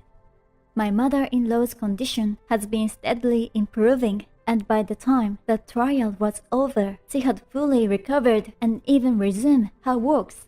Today, we are celebrating the completion of the adoption process by dining at the fancy restaurant. Having a meal while chatting happily truly brings me happiness, and I am thrilled that she treats me not only as a real daughter, but even more affectionately. In the future, it's likely that I will need to provide constant care for my mother-in-law, but I have no complaints. In any case, my mother-in-law seems to have truly had enough of my ex-husband, so she decided to break off relations with her son and never meet again. I had already had the lawyer prepare a document for severing ties when the time came, and to ensure that I didn't receive any phone calls from my ex-husband, my mother-in-law had set up call rejection for his calls. By request, I did it for her. By the way, I heard from a former co-worker the other day. My mother-in-law is waiting with a gentle smile for the construction. John seems to be unable to pay the rent and utilities on his own, so he borrows money from his boss every month. My mother-in-law covered her mouth with her hand. Oh dear, I feel sorry for him. That's right, I said with a smile. He has borrowed money from various financial institutions as well. The reason for the divorce has leaked through my friends, and it seems that he is not respected by his superiors, and the story of infidelity had spread, making him feel uncomfortable at work. It's quite satisfying. While it is said that one should not take pleasure in the misfortunes of others, I used to believe that it didn't apply to me. But now, it's different. When it comes to my ex-husband, the misfortunes of others are indeed sweet. While enjoying a fancy dinner, I wished for further misfortune upon my ex-husband. It's such a headache dealing with my father-in-law. When sales are low, I punish him by skipping his meal. My sister-in-law, Yvonne, blurted out. She drives her father to work from dawn till dusk and even withholds his dinner. My brother simply chuckled at this, unfazed by her harsh words. Poor old man. I'll take him in, I offered. Great. I'll be relieved to be rid of that deadbeat. With these words echoing behind us, my family and I began a life under the same roof with my father. As it turned out, my father was a god of fortune in disguise. My name is Sally. A 33-year-old part-time working mom with a husband and a daughter who is a kindergartner. My husband recently took over his father's business, running a small diner. Ever since he was a child, he looked up to his father, who would start working early in the morning and serve piping hot meals with sweat pouring down his face. He once told me that his father was even more of a hero than any football player or superhero. The steam dancing around Dad as he cooked was just magical. I swear he was dancing with the food goddess. This remark made me question his sanity. But I too saw at the moment I tasted my father-in-law's cooking. It was as if he was indeed dancing with a food goddess. We were somewhat of a weird couple. We got married in our mid-20s. And were blessed with a daughter a few years later. Those were probably our happiest days. However, not long after our daughter was born, my father-in-law fell ill and passed away. His absence was a huge blow to my husband, who had already lost his mother. He even considered closing down the restaurant. But his staff and regular customers encouraged him. You're the only one who can carry on his legacy. We want that taste to remain. Only you can do that. Their words inspired my husband, and so he decided to face the challenge, hoping his father would watch over him from the afterlife. However, things were not smooth from the start. Even if he managed to replicate the taste, customers compared him to his father. In other words, he had to surpass his father to be truly recognized. Although he had taken over the business, it didn't pick up as expected and my husband was troubled. Then, another tragedy struck. My mother passed away. I was worried about leaving my grieving father alone, but the 1-hour drive made it difficult to visit him regularly. Seeing my concern, my brother offered to move in with my father. I was grateful, but also had mixed feelings. My brother has always been a bit careless. After all, his favorite phrase is "everything will be all right, believe it or not." My brother was always a bit irresponsible. Adding to my worries was my sister-in-law, Yvonne. Oh, your husband's a high school dropout? Unbelievable. She casually tossed at us when we first met. She would openly belittle me. A part-timer? You're a loser as a woman. And they even did not attend my mother's funeral. Apparently, my brother had quit his job to start a cafe and claimed he was too busy. When did you learn to run a cafe? I asked, to which he nonchalantly replied. I used to skip work and hang out at cafes. Thought it'd be fun to run one. This almost made me faint. And now, since they moved in with my father, they've started making him help out at the cafe. And they make him work all for free. When I asked her, "What about you, Yvonne? Shouldn't you be the one helping out first?" She replied, "Nah, I don't work. A man's gotta support his wife, right? What on earth is nah? She can't even be bothered to include the T in not, that lazy woman. What could my brother possibly see in her that he willingly supports her?" Then, one day, we decided to visit our family home on a rare day off. Despite informing my brother ahead of time, only Yvonne was at the house when we arrived. "Hello, Yvonne, it's been a while." Yeah, come on in. Make yourself at home. I'll just be watching TV. Yvonne was as insufferable as always. Where's my brother?" "Oh, he said something about sales being down this month, so he decided to open the shop." "Oh, I see." I was taken aback. "Well, it's actually more comfortable without him around," she added. I was shocked not only by my brother's sudden decision to work, but also by Yvonne's attitude. Who says they're better off without their spouse, especially in front of their spouse's sister? I walked into the living room, but no one was there. I thought maybe Dad was in his room, so I knocked on the door, but there was no answer. When I opened the door quietly and peered inside, I was lost for words. There was no trace of my father's room. Instead, there was a room painted in an obnoxiously bright pink color. It was so pink that it made my eyes hurt. "Yvonne, Dad's room looks strange. Could he possibly have dementia?" I rushed back to the living room and asked Yvonne, but she was lounging on the sofa, engrossed in the TV. "Oh, don't worry about it. That's my room now," she said dismissively. "But that used to be Dad's study.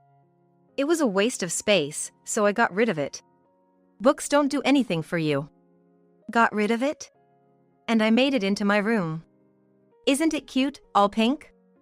I didn't say anything about her taste, but I couldn't stay silent about my father. "Doesn't my brother have a room with you?" "Yeah, we got the biggest room. But I wanted a room just for me. So, my old room." "Oh, that's my storage room. I've been collecting stuff since I was single, and that's where I keep it all." In a panic, I swung open the door of my old room, and was greeted by more blinding pink. How much does she love pink? "Mom, it's so pink." My daughter, who had come to peek into the room with me, commented with wide eyes. Even for a little girl, who usually loves pink, this was too much. That was how much pink there was in my old room. A mountain of boxes stacked up to the ceiling. And pink merchandise covered every inch of the room. I wondered if the floor would give out. But right now, I had more pressing concerns. I hurried back to the living room and confronted Yvonne, who was clutching a pink cushion. "Where is Dad's room?" My father's study and my old room had been taken over by pink, and the big room was occupied by my brother and his wife. This house only has 3 rooms, excluding the living room and kitchen. It used to be my parents' room, my brother's room, and my room. By the way, since my brother moved out, his room became my father's study. I wonder where my dad sleeps. I thought he must have converted his study into a bedroom. To my surprise, Yvonne said to me, "He sleeps on this couch," as she casually dropped cookie crumbs all over the couch. "What?" As I was at a loss for words, I heard some commotion at the front door. Upon heading there, I found my father, his face pale, standing with the aid of my brother. "Dad! What on earth happened?" I questioned my brother as I supported my father, who looked like he was about to collapse. But my brother just shrugged and said nonchalantly. He collapsed while helping at the shop. He collapsed. What about the hospital? It's too much hassle. Huh? Hospitals are just a waste of money. If you're free, can you help me out at the shop? Who's gonna help you, you dimwit? Get your wife to work first. I found myself shouting before rushing to take my father to the hospital. After returning home, I confronted my brother and his wife. He's been diagnosed with overwork. How much have you been making Dad work? That's right, my father had collapsed from overwork. My dad is now lying on the couch. It's pitiful to see he doesn't even have a proper bed. As my face turned red with anger, my brother and his wife were still grinning. It's not a big deal. We just had him get up at 3 a.m. to prepare for opening the shop, then he serves customers. In between, he does dishes and cleaning. And after 8 p.m., he closes the shop. Are you a demon or something? Even prisoners get breaks. The anger kept building due to their atrocious behavior. But my brother didn't seem to understand why I was upset. We're letting him live with us, so it's only right that he helps us out. As I was at a loss for words, my sister-in-law nodded in agreement. That's right. We're having difficulties because he's not being useful. On days when sales are down, we punish him by skipping his meals. He still doesn't seem to get it though. Oh, of course, he won't get a meal today neither. What? Hold on. What did you just say? Punishment for not being useful? Skipping meals? This can't be real. The father I hadn't seen in a while was physically and emotionally worn out. With such outrageous behavior, I was so angry I couldn't find the words to speak. Well, now you know, sister, so you can take him. Here. I didn't quite understand what my sister-in-law was saying, and as I was tilting my head in confusion, a duffel bag was placed in front of me. What's this? This is all your father's belongings. Wait, this is all of Dad's stuff? That's right. No way, that can't be true. My dad, who had always lived in this house, only has this one duffel bag of belongings. I couldn't believe it and looked at my brother, who was smirking and nodding. Is this really all he has? So, we're gonna have the useless one leave.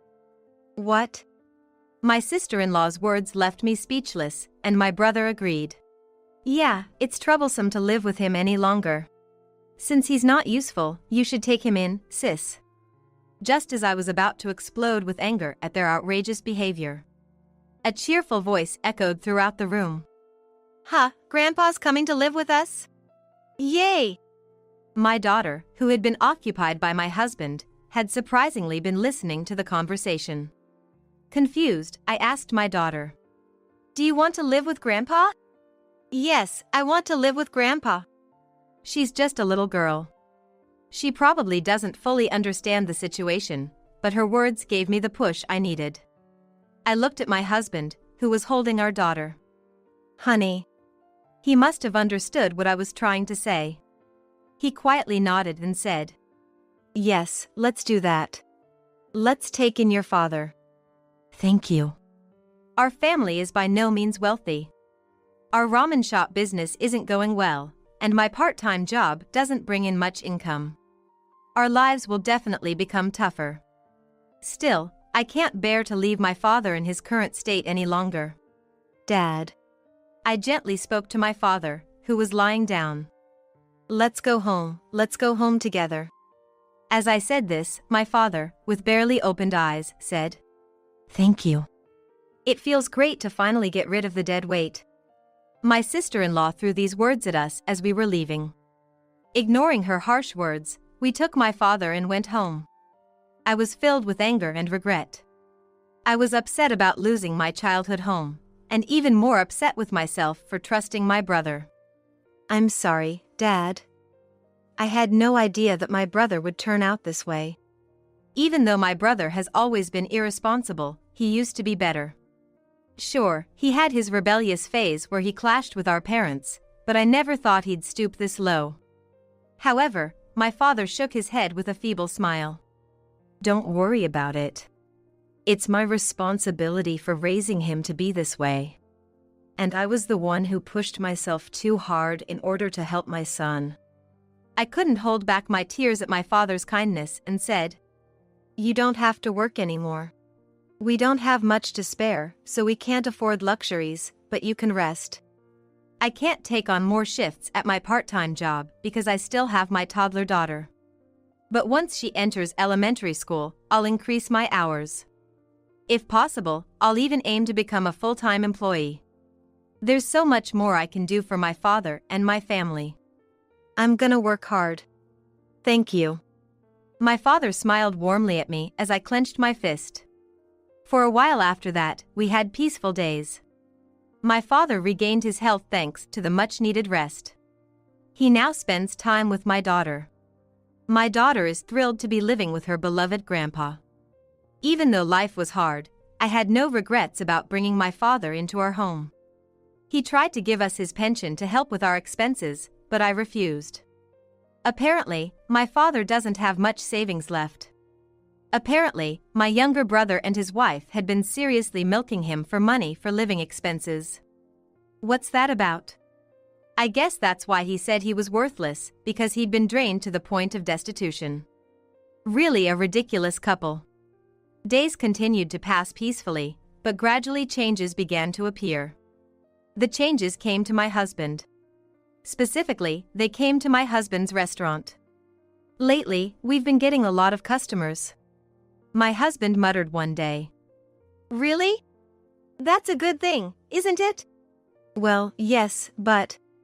The hesitation in my husband's voice makes me tilt my head. It's great if your business is doing well, right?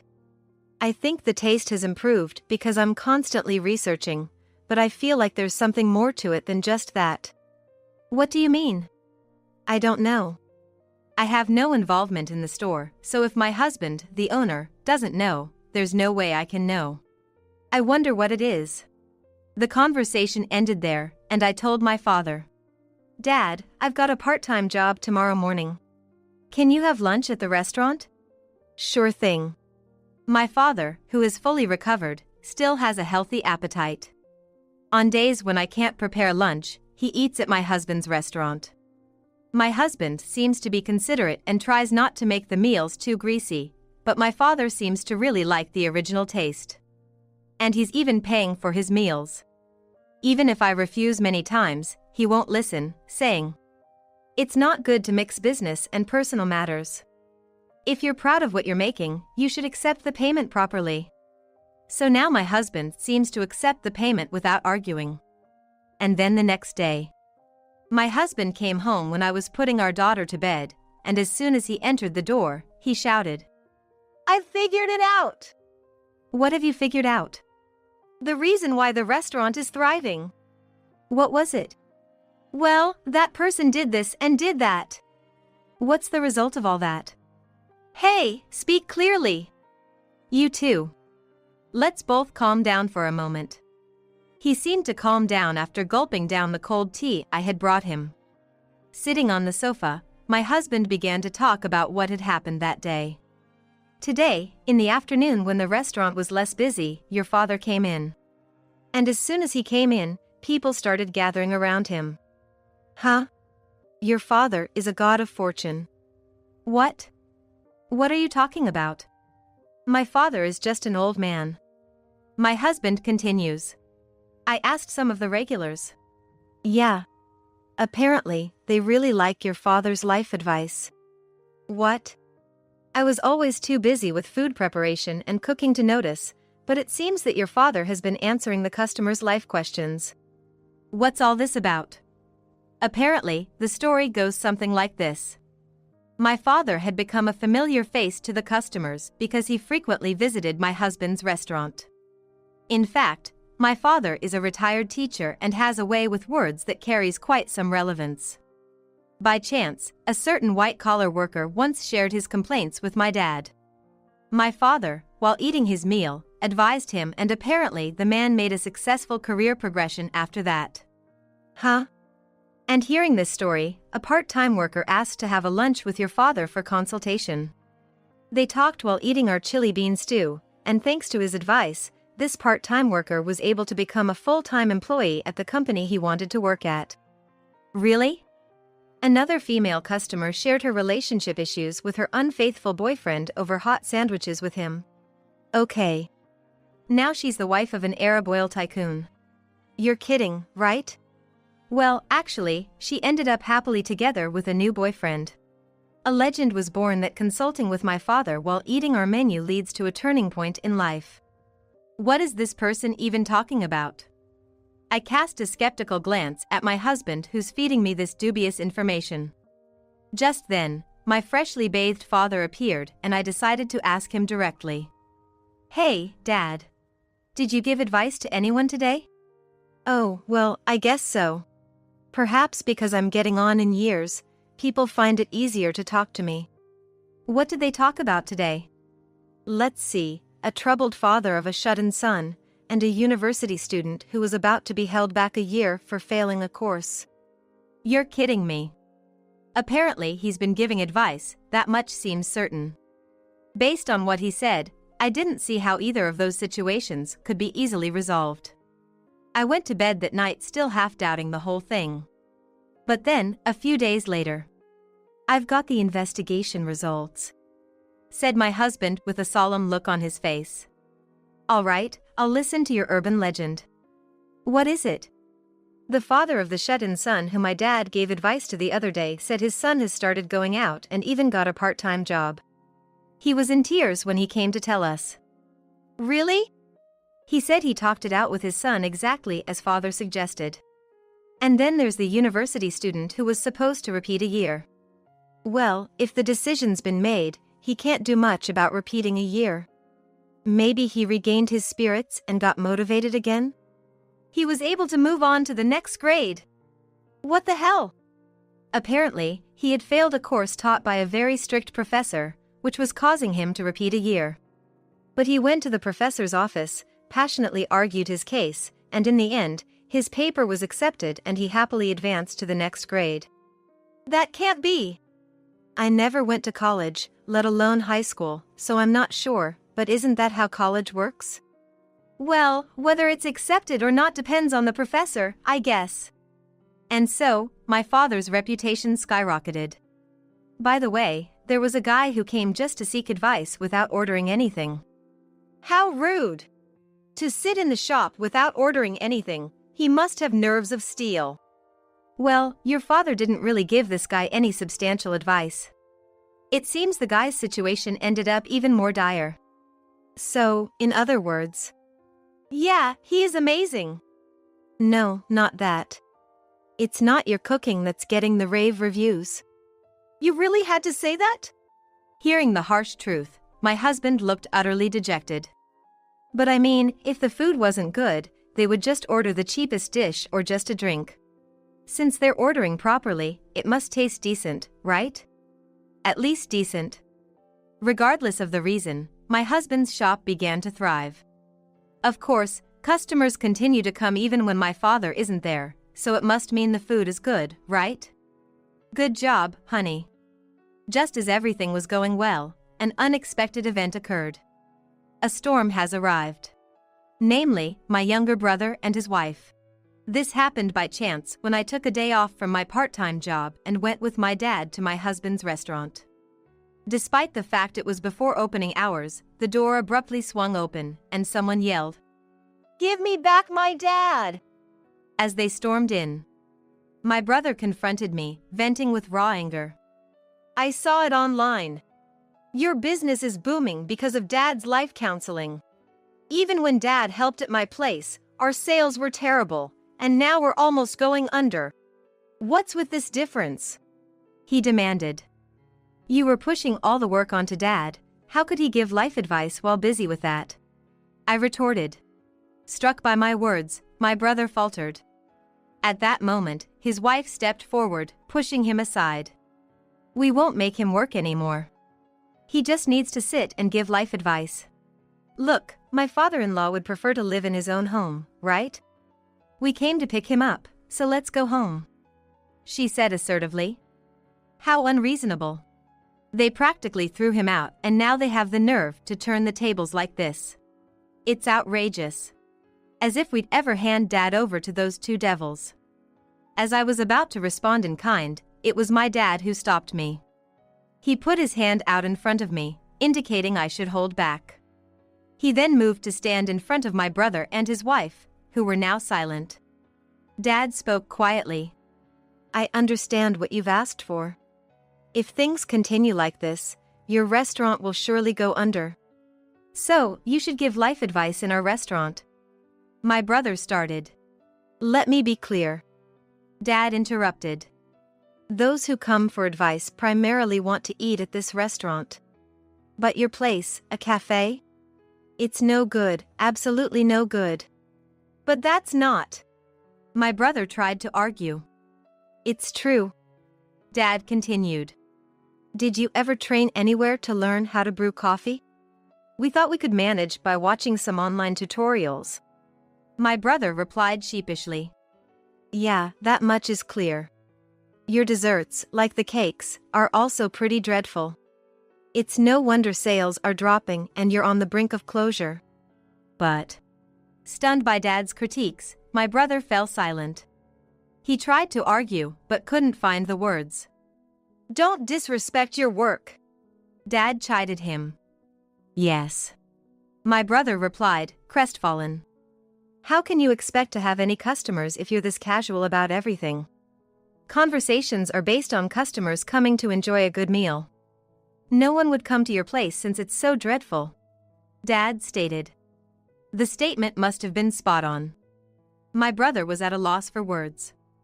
Nobody would come for life advice either. Go back to basics and train properly. I won't lend a hand to you two, who take everything for granted.